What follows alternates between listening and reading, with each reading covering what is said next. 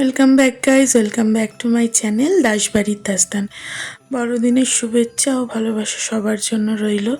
তো শীতকালের একটি জনপ্রিয় সবজি হচ্ছে ফুলকপি। তো ফুলকপি আমরা সবসময় নয় কোনো তরকারি, নয় আলু ফুলকপি ভাজা, নাহলে ফুলকপি আলুর তরকারি, এগুলোই করে থাকি।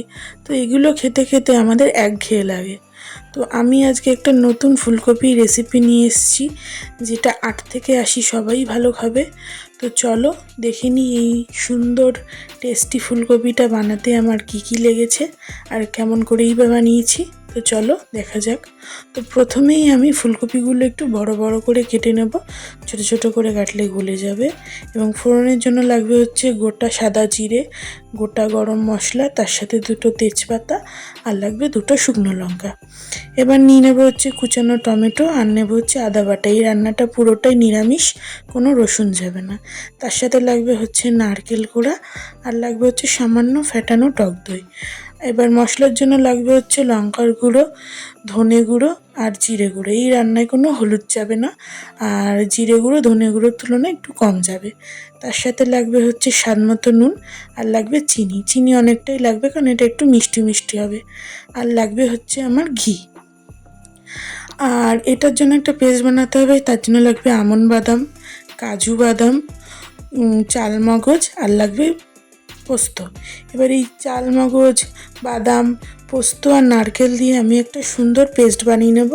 এটাই হবে আমার গ্রেভির মেন ইনগ্রিডিয়েন্টস। তো আমি এগুলোকে প্রথমে শুকনো করে, এগুলো না ভিজিয়ে শুকনোভাবে একটা পেস্ট করে নিয়ে বা গুঁড়োর মতো, তারপর জল দিয়ে পেস্ট করব। এতে জিনিসটা একদম ভালো স্মুথ পেস্ট হয়, কোনো দানা বা শক্ত কিছু পড়ে থাকে না। এবার কড়াইতে সাদা তেল গরম করে ফুলকপিগুলো দিয়ে দেবো সব।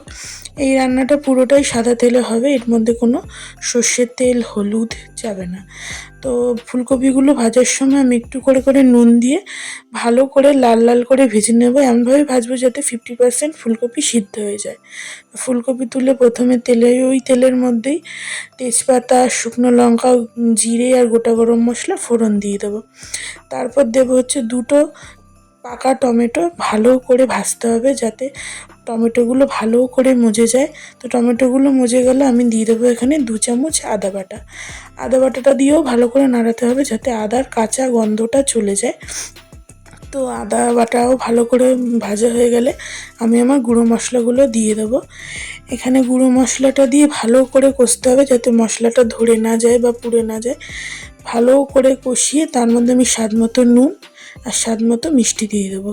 এই রান্নাটা বারবারই বলছি একটু মিষ্টি বেশি লাগে, এই রান্নাটা একটু মিষ্টি মিষ্টি হয়। তো আমার মশলাটা কষানো হয়ে গেলে তখন গ্যাসের আঁচ কমিয়ে আমি 2 চামচ টক দই দিয়ে দেবো।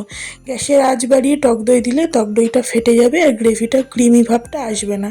তো সবসময় টক দইটা আঁচ কমিয়ে দেবে।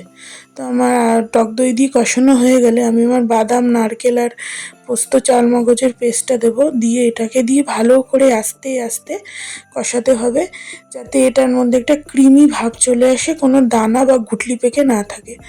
তো ভালো করে কষানোর পর যখনই দেখবো আমার তেল ছেড়ে গেছে, মানে আমার মশলা কষানো তৈরি, সেই মুহূর্তে আমি আমার ভাজা ফুলকপিগুলো দিয়ে দেবো। এখানে নুনটা তোমরা একটুখানি দেখে দেবে, কারণ ফুলকপি ভাজার সময় আমি প্রত্যেকবারই নুন দিয়েছি।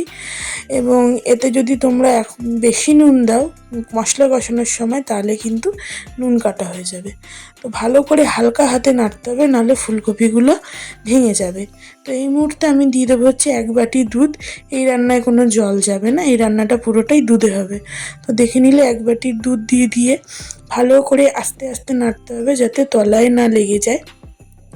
তো ভালো করে নাড়তে নাড়তে যখন এরকম একটা ক্রিমি ভাব চলে আসবে, সেই মুহূর্তে 2 চামচ ঘি দিয়ে রান্নাটা আমি নামিয়ে ফেলবো। তো তৈরি হয়ে গেল আমার ফুলকপি শাহি কোরমা বা ফুলকপির রোস্ট।